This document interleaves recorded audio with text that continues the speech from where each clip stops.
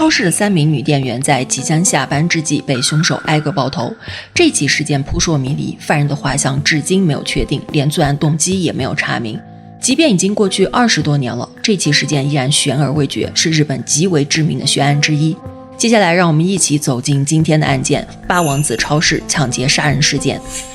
1995年7月30日晚上9点15分左右，在日本东京都八王子市的大和田町，有一家名为南平大和田的超市，3名女性员工惨遭一名持枪者杀害。受害者分别是47岁的道元泽子、17岁的史吹惠和16岁的前田宽美。整个作案过程极为迅速，仅仅持续了几分钟。大和田超市位于住宅区的中心位置，平时发生纠纷很容易被人发现。可事发当天，距离超市50米的公园正在举办歌舞活动，市民们在广场围成圆圈跳舞，通常还有太鼓等乐器伴奏，所以当天即使有人听到了枪声，也很容易误认为是现场活动的声音。这家超市规模不大，营业时间是上午10点至晚上9点。超市分为上下2层，1楼是售货区，2楼是办公室。1楼有前后2道门，这里是超市的后门，后门旁边是个停车场，沿着这条路就能来到超市正门。正门比后门大很多，客人通常从这扇门进入，而一些开车来的顾客则会选择从后门进。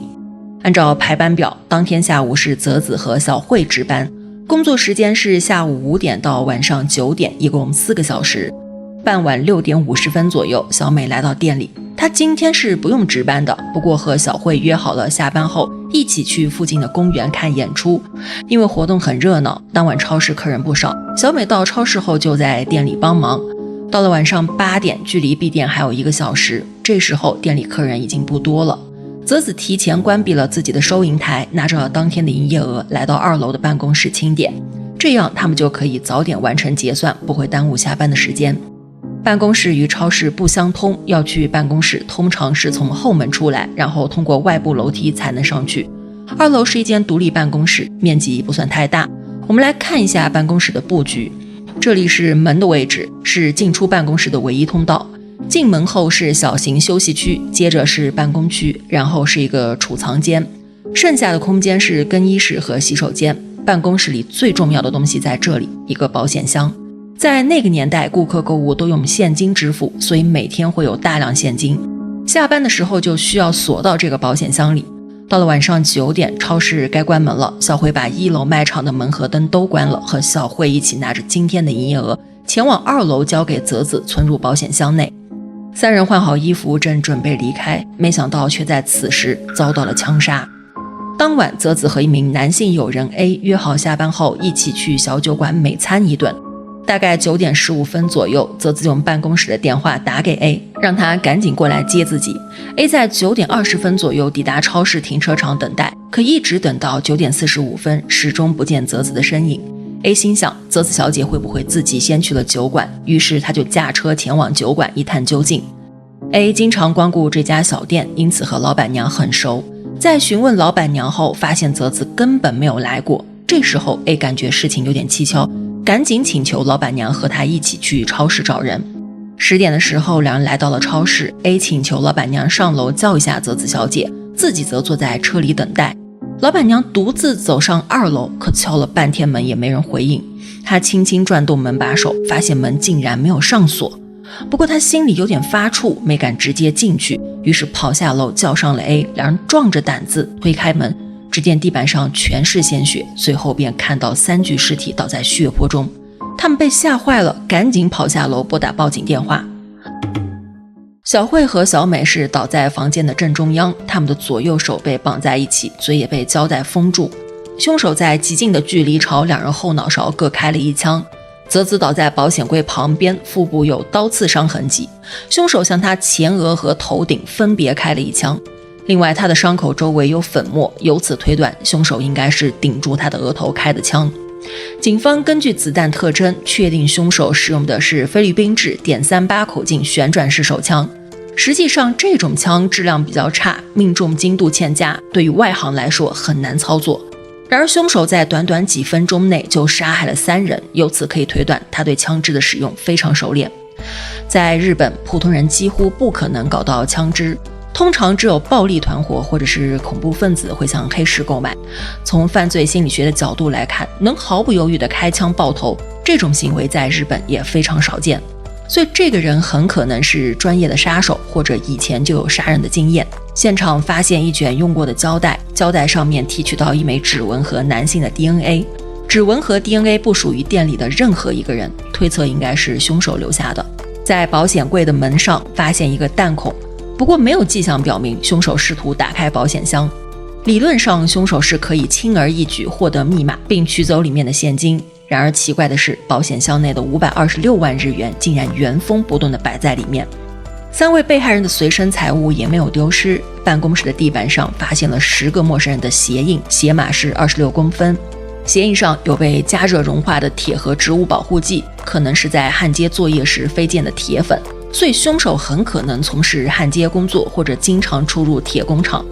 有2种类型的运动鞋与现场留下的鞋印相对应，不过这2款鞋在日本的几十个门店都有销售，想通过鞋锁定凶手简直如同大海捞针一样。根据法医检验，3人的死因都是头部中枪，死亡时间是晚上9点至10点之间。从现场情况来看，不像是劫杀，毕竟财物没有丢失，所以这大概率是一起情杀或者仇杀。小慧和小美是2个10几岁的高中生，社会关系相对简单，所以凶手的目标很可能是47岁的泽子，而且只有他的头部中了2枪，显然他更像是凶手的关注对象。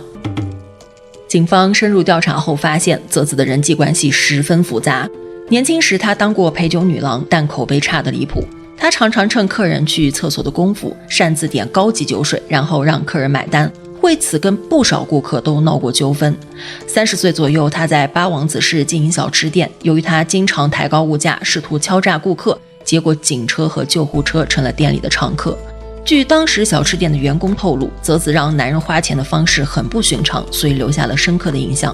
另外，他还跟4、5个男人关系暧昧不清，其中就有67岁的报警人 A 先生，所以呢 A 先生自然就成了嫌疑人。另外，有一对情侣向警方提供线索，他们表示当晚在9点17分路过超市的时候，听到了5声异响，当时他们还以为是活动现场的声音，所以没有太在意。警方发现凶手在现场一共开了5枪，跟情侣听到的5声异响正好吻合，于是判断9点17分很有可能就是3人遇害的时间。这个时间点距离泽子打电话仅仅过去了2分钟。据 A 先生说，他9点20分到达停车场，假设他在撒谎，那么他很可能就是凶手。而且 A 当晚的一系列举动也非常怪异。首先，他到停车场等了20分钟，没有等到泽子小姐下来，他没有直接上楼查看，而是开车跑去小酒馆，还请求老板娘跟他一起去找泽子。其次，回到停车场后，他也是没有上楼，而是坐在车里等待老板娘。A 的这些行为就好像在故意避免成为第一个发现案发现场的人。对此 A 解释说，办公室都是女人，他一个人上去不太方便，要是他们在换衣服，自己一个大男人敲门很不礼貌。这个说法呢，似乎也说得过去。经过调查，他与现场的线索并不吻合，另外也找不到作案动机，所以他就被排除了嫌疑。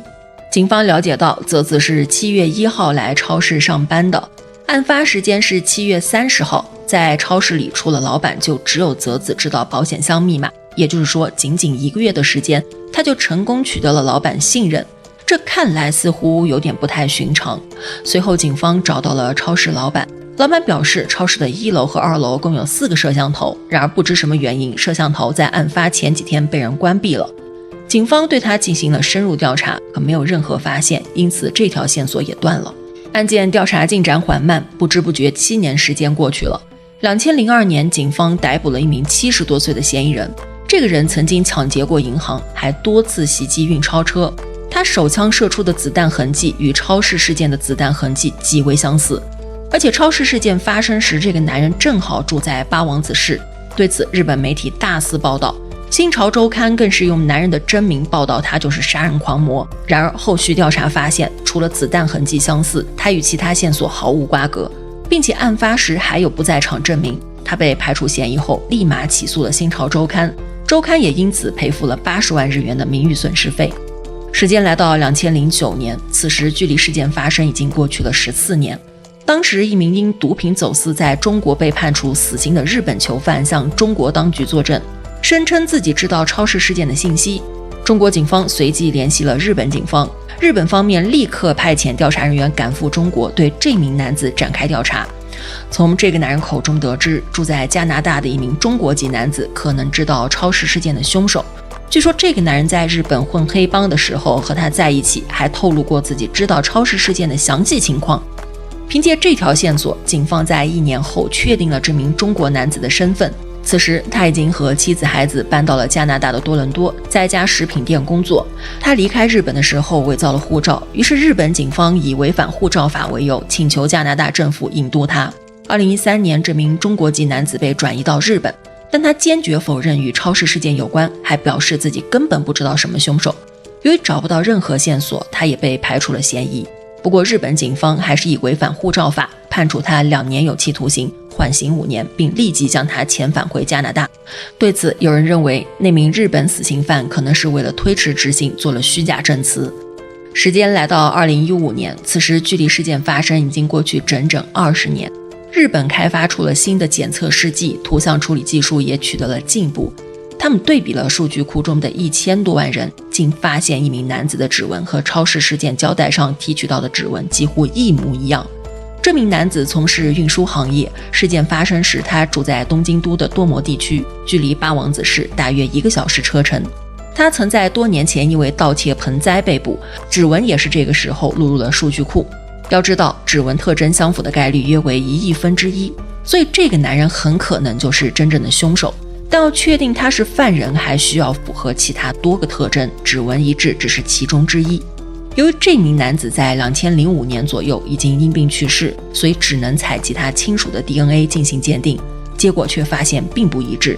而且调查他的工作单位后发现，事件发生时他打了考勤卡，有完美的不在场证明，所以他很可能是在凶手拿到胶带之前，在商店或是别的什么地方接触过这卷胶带，因此才留下了指纹和 DNA。 时间一点点流逝，破案的机会愈发渺茫。就在大家逐渐淡忘这起事件的时候，2020年7月又出现了一个重要的线索。这条线索来自11年前的一起事件。当时警察从一名黑帮成员手中没收了一把手枪，可后来警方发现这把手枪极有可能与超市事件中使用的是同一把，而且这把被没收的手枪表面经过涂改，有人试图将它伪装成美国科尔特公司的.38口径手枪，这意味着这把手枪很可能与事件有关，否则为什么要伪装呢？实际上，不同手枪发射的子弹会留下略有不同的螺旋状线条痕，而这把手枪留下的线条痕与超市事件的几乎一致，所以基本可以确定他们很可能就是同一把手枪。警察对持有这把手枪的黑帮成员进行了询问，可他却坚决否认与事件有关，还表示手枪是从黑市买来的，自己完全不知道之前的主人是谁。截至目前，干再没有出现新的线索，距离事件发生已然过去29年。尽管悬赏金额高达600万日元，警方还在超市原来的位置长期放置悬赏海报，可依然没有找到凶手，甚至连作案动机和侧写画像都没有确定。以上就是本期的所有内容，感谢关注、评论、点赞，我们下期见。